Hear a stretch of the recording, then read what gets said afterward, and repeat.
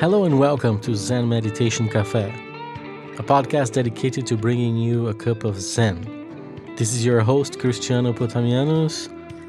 I'm a meditation facilitator and a registered massage therapist, owner of the Zen Massage here in Calgary, Alberta, Canada. In our episode today, we are going to see how our minds act like a Snapchat filter. So sit back, relax, and enjoy.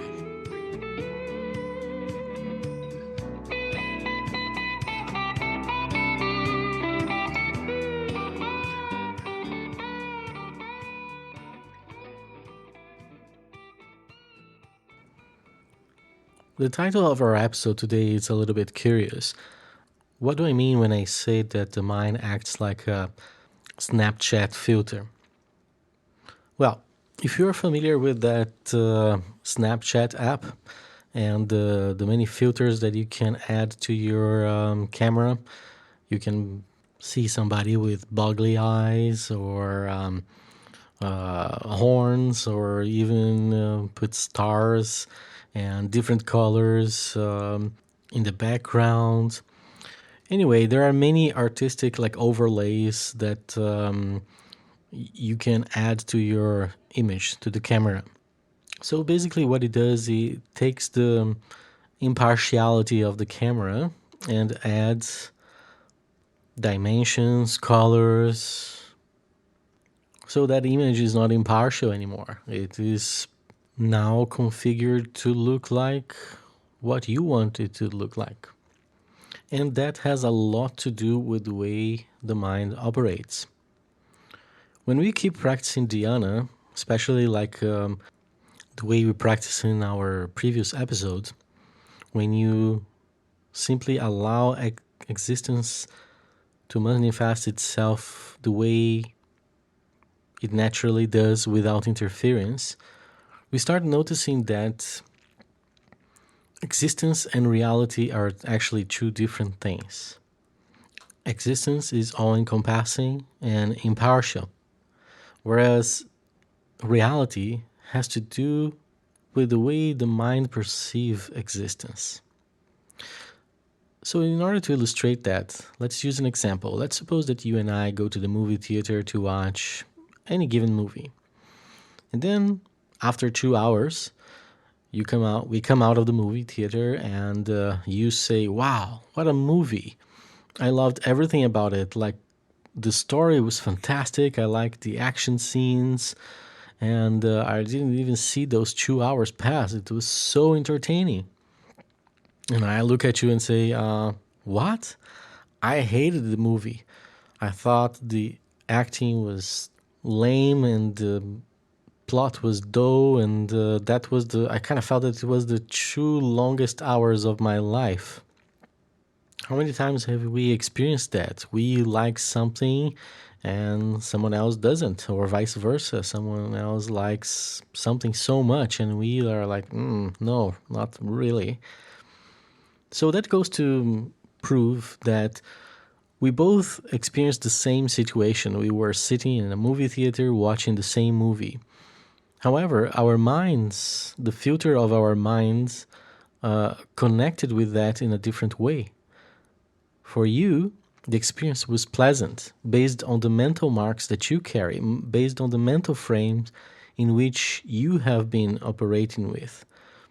But my mind chose to see that based on my mental marks, based on the mental frames that I operate with, that was an unpleasant situation. So whether the movie was good or not, that is entirely subjective, because even though we have been both experienced the same thing, the mental frames through which we operate are different. So the mental filters that we operate with are different. Now, when we practice dhyana, like we practiced the last episode, we start seeing this operation of the mind. We start realizing that our perception of reality, of existence, is not impartial. When we perceive objects and sounds and tactile sensations, tastes and smells, our senses are actually not impartial to what they are experiencing. Rather, it is the mental frame through which we operate that designates how those objects of perception are actually going to be perceived. How many times we were listening to music and at a certain volume, and for some people, they think it's too loud or too quiet, and we think it's either too loud or too quiet. Our perceptions are not the same, even though the number on the volume of the screen of the television or whatever device you're using is the same. For some people it's too loud, for some people it's too quiet. So that kind of falls into the same example that we have been talking about. The filters that we carry in our minds constitute the mental frames through which we see the world, and how we see ourselves in this world, and how we operate in this world, how we see others, how we see our actions, and how we see other people's actions. They are all intermediated by these mental filters, that constitute the mental frames that we end up operating. And that itself is a great realization. It is a great realization when we see that the perception of our senses are not impartial. And we actually start seeing that the mental frames, our thoughts, our mental marks that have been with us since forever have been dictating how our lives are going. And when I say dictating how our lives are going, I also would like to bring the automatic reactions that we have towards life. And these also help to dictate the emotions that get triggered when some certain situations arise. And this contemplation is important because this brings to the realization that we have been living our lives on an automatic pilot, just following impulses. When we come to this conclusion, we start seeing that in very little situations in life, we actually exercised freedom.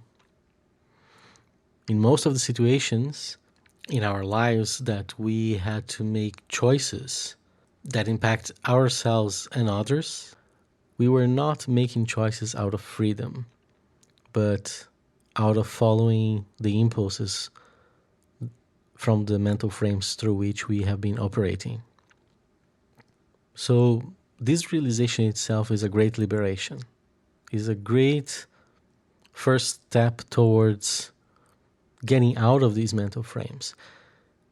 And not only getting out of these mental frames, but getting out of the afflicting emotions that these mental frames produce. Therefore, when we stop and we start witnessing existence the way we practiced last time, when we practice dhyana, we start identifying these mental frames. We see that when we stop responding to the stimuli of the world through the physical senses, and when we stop responding to the thoughts that arise in our minds, and we simply witness them, little by little we start disobeying these impulses of the mind. And this disobedience is important because these will start breaking the habits, the mental habits that have been dictating our outlook on life and how we have been responding or reacting to it. And the more we start recognizing those things, those filters, we start disidentifying with them. We start getting in tune with existence itself, with impartiality.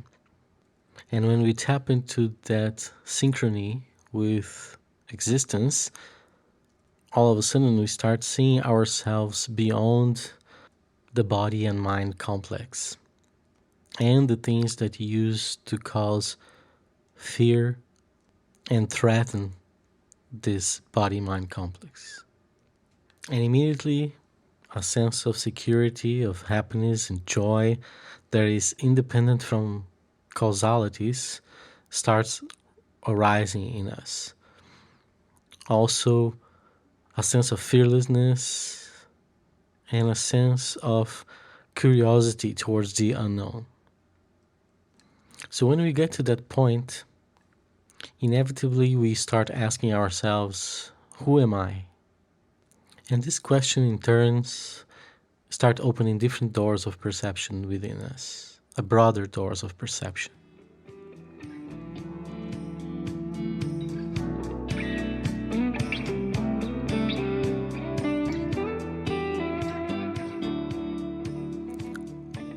So this concludes our third episode.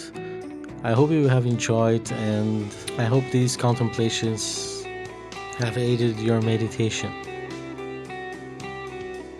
Once again, if you have questions or if you like to comment, our email is zenmeditationcafe@gmail.com. Send us an email, ask us about our in-person meetings, and we'll go from there. Stay healthy, stay safe, in Zen.